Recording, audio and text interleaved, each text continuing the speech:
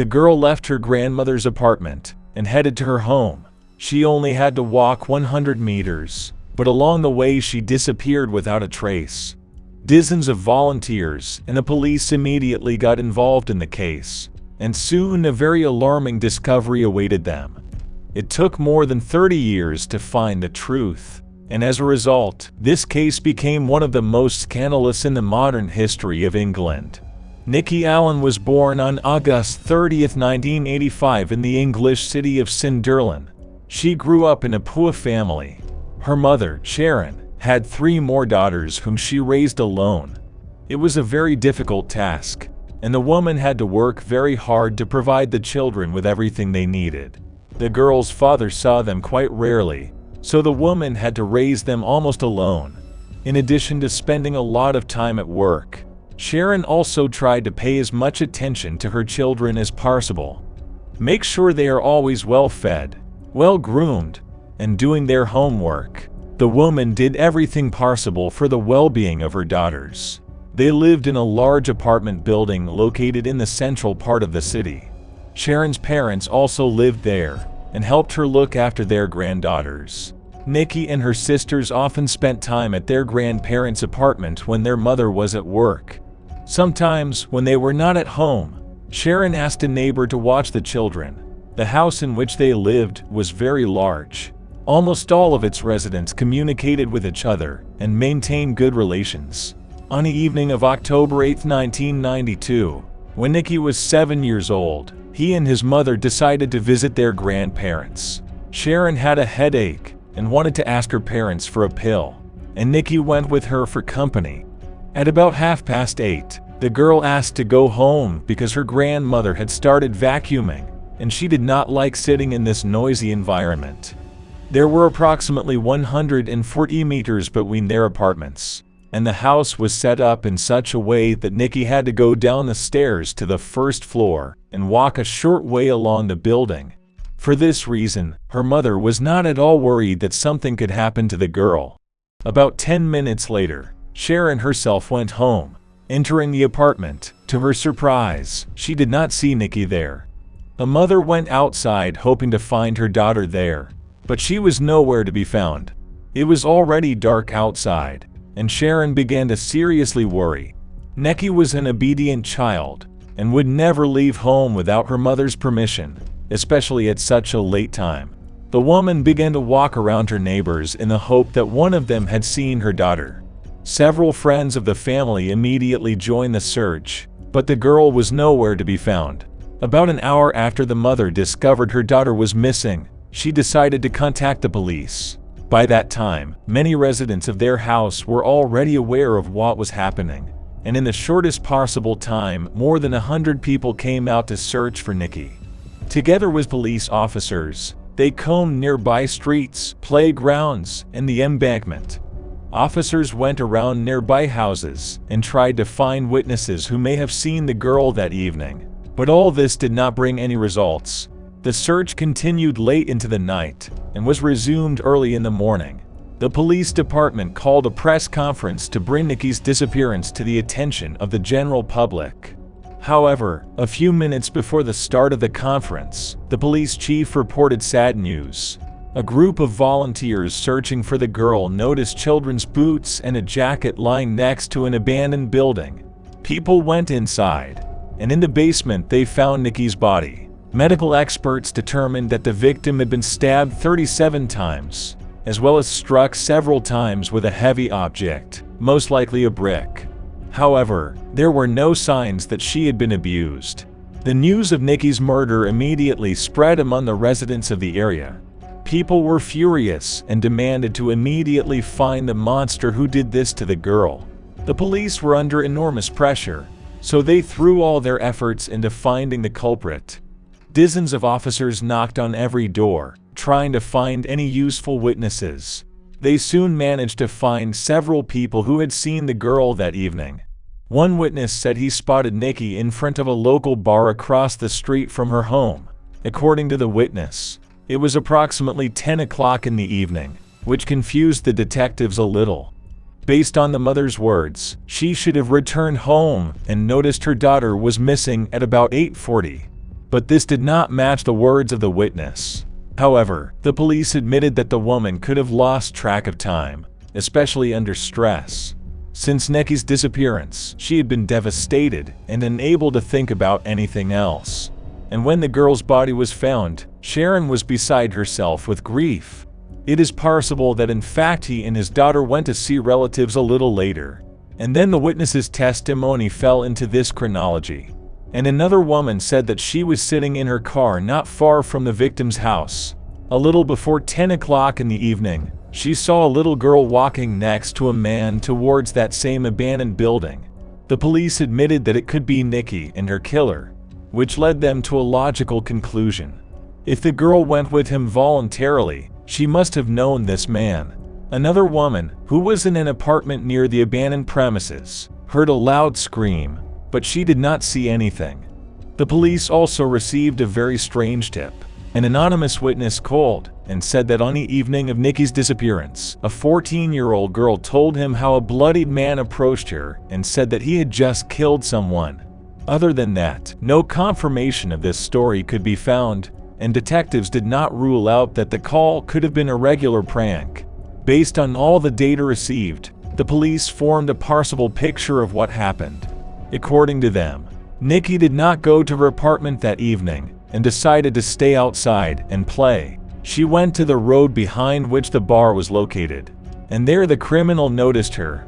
Apparently, he knew the girl. This person could trick her into going with him, for example, by offering her something. The policeman admitted that his original plan was to abuse the victim, but when they reached an abandoned building and he tried to carry out his plan, Nikki screamed, and the attacker was afraid of being caught. Then he hit her with a heavy object. Soon, detectives received footage from a street camera located next to that abandoned building. In these frames they saw an adult man walking next to the girl. However, the image quality did not allow any details to be seen.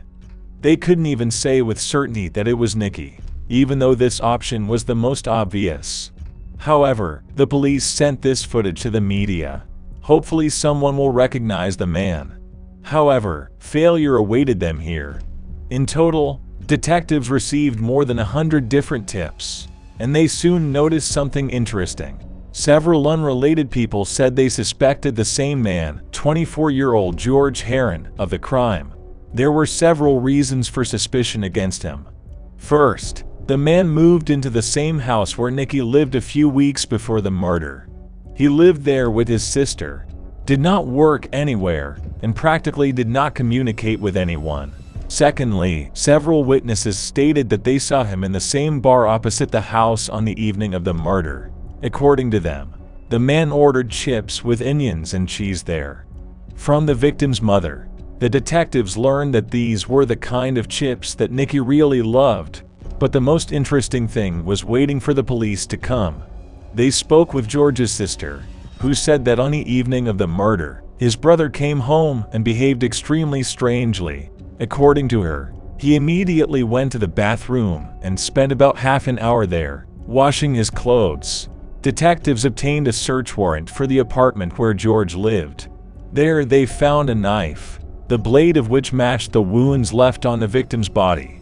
In addition, they seized several items of his clothing, on which experts found traces of blood.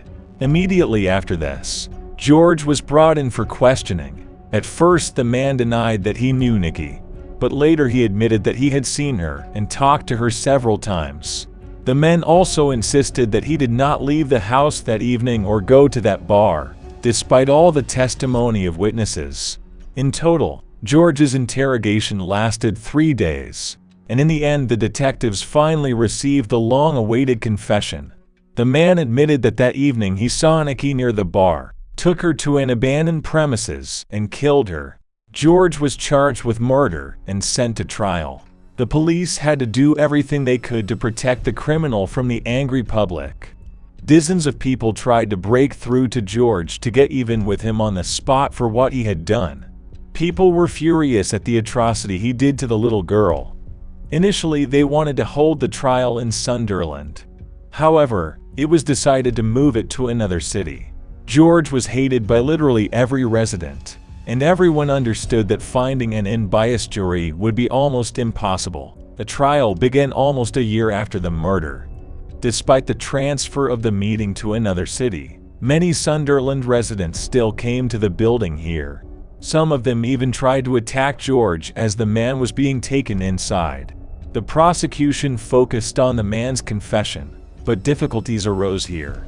The judge reviewed 12 videos of George's interrogation and concluded that the officers used aggressive and illegal methods to obtain a confession. They put enormous pressure on the suspect and lied to him about the fact that there was irrefutable evidence against him. In fact, the detectives had only circumstantial evidence.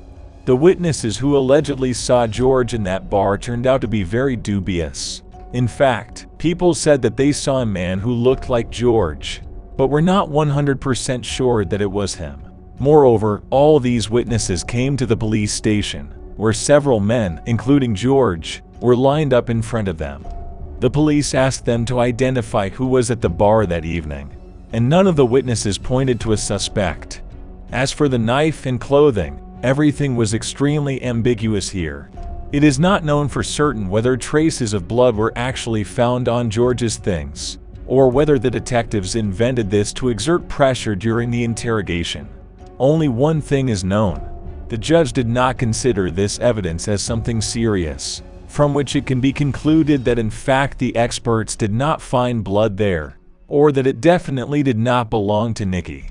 George himself said that after 3 days of almost continuous interrogation, he was so depressed and broken that he was ready to tell the police anything to stop this torment. Despite all this, he was not provided with a lawyer, and the confession itself also raised questions. The man said he hit the victim with a metal pipe and also choked him, but no signs of strangulation or blow with a pipe were found on the body. The criminal struck with a stone, which was very easy to prove. But the main twist in this case was the story of George's sister's boyfriend. Police documents indicated that he had given evidence that George had been away from home for about an hour on the evening of the murder, around the time the girl was attacked. However, at the trial, the man suddenly declared that this was all a complete lie. In fact, he clearly remembered that George was at home that evening, and they were all watching TV together. It turned out that the man initially told the police about this, but they arrested him for helping to cover up the crime and kept him in a cell for 5 days. In the end, he was so scared that he agreed to lie and say that George had left the house. Only after investigators received the necessary testimony was he released. As a result, the judge excluded 7 of the 12 videotapes of George's interrogations, including the one containing the confession. After a tense 6-week trial, the jury was divided, and the judge found the man not guilty of murder. This decision caused a huge wave of indignation. People in the courtroom began to scream and threaten to kill George, and Nikki's mother fainted. However, the judge's decision was final, and all charges were dropped. For obvious reasons, George could not return to the same house where Nikki's relatives lived. They, as well as all the other residents, were still confident in his guilt, despite all the inconsistencies. In addition, George's sister was also forced to move. Their fears were not in vain. A few days after the end of the trial, unknown persons burned down the office of the lawyer who was defending George. The police continued to insist that they considered him guilty, but now they were unable to do anything. If the court found a person innocent, he could not be tried for the same crimes. A year later, Nikki's mother filed a civil suit against George. In this instance, cases were not considered as carefully as in a criminal court, but they could not sentence people to prison terms. George, who was living under a new identity at the time, ignored the claim and was eventually fined £7,000. However, his new name and location were unknown, so the man did not pay a penny.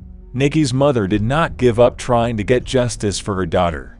The situation was aggravated by the fact that some began to criticize the woman and shift some of the blame onto her. Sharon was accused of not keeping an eye on her daughters, which is why Nikki ended up on the street at such a late hour. However, the mother made every effort to bring George to justice. She regularly wrote letters to the chief of police, various politicians, and even the Queen. The woman hoped that the authorities would review the law and the impossibility of retrialing previously acquitted people, and that the police would find additional evidence against him. However, all her attempts came to a dead end, and for many years there was no progress in Nikki's case. 22 years after her death, in 2014, the police had a new suspect. They arrested a man who killed 4 boys in the early 90s and was serving life in prison. He was accused of Nikki's murder, but ultimately the investigation concluded that he had nothing to do with this crime. In 2017, on the 25th anniversary of her daughter's death, the mother sought another review of the case. She hoped that modern technologies in the field of DNA research would help find a killer, and the police department agreed to resume the investigation.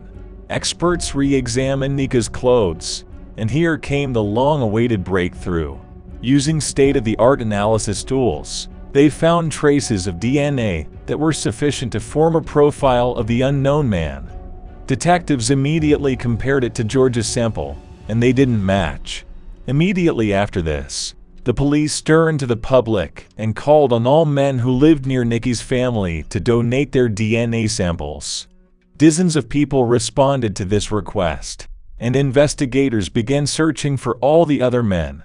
Considering that several decades have passed since then, this process lasted for many months. In total, they obtained DNA samples from more than 800 men, and a match was waiting for them in 2018. The DNA found on the DNA clothing was a complete match to David Boyd's sample. The man, who was 25 at the time of Nikki's murder, lived on the same floor as the victim's grandparents' apartment, just 3 doors away. Moreover, he was dating a woman who often stayed behind to look after Nikki and her sisters. Boyd was never a suspect in the case, even though he lived just a few meters from the victim. The reason for this was very simple. At that time, the police were sure that George was the real killer. Their opinion did not change, even after Boyd was arrested in 1999 for attempted abuse of a minor. The man later admitted to his parole officer that he constantly had lewd thoughts about underage girls. But that's not all. It turned out that Boyd had been repeatedly convicted of similar crimes even before Nikki's murder. In 1986, he exposed himself in front of an unfamiliar woman, after which he admitted to his psychologist that he had been doing this for a long time and could not control himself. That same year, he was arrested for grabbing a 10-year-old girl and trying to kiss her. It would seem that with such a criminal history, Boyd should have become the main suspect in Nikki's case from the very first days. However, the police apparently did not even check his background. Boyd was arrested in April 2018, but denied any involvement in Nikki's murder. The man stated that he was at home at that time, but repeated interviews with witnesses showed that this was a lie. It turned out that he left the apartment for about an hour, but in those years the police simply did not check his words. The man also could not provide any clear explanation as to how his DNA ended up on the murdered woman's clothes. Preparations for the trial lasted for several years, and the process began only in 2023. Boyd refused to confess and did not utter a word, leaving all the work to his lawyer. He tried to prove that the DNA could have gotten onto the girl's clothes in another way. After his arrest, Boyd himself told police that he could have spat from his balcony while Nikki was passing below, and that would explain the presence of his DNA. The position of the prosecution was much more logical. According to them, Boyd noticed a girl who was walking alone, and under some pretext he allowed her to go with him to that abandoned building. Nikki knew him because the man was dating her nanny, and she trusted them. Having reached that room, he wanted to abuse her, but the girl screamed, and Boyd decided to kill her. After the trial ended, the jury took just 2 hours to unanimously find Boyd guilty.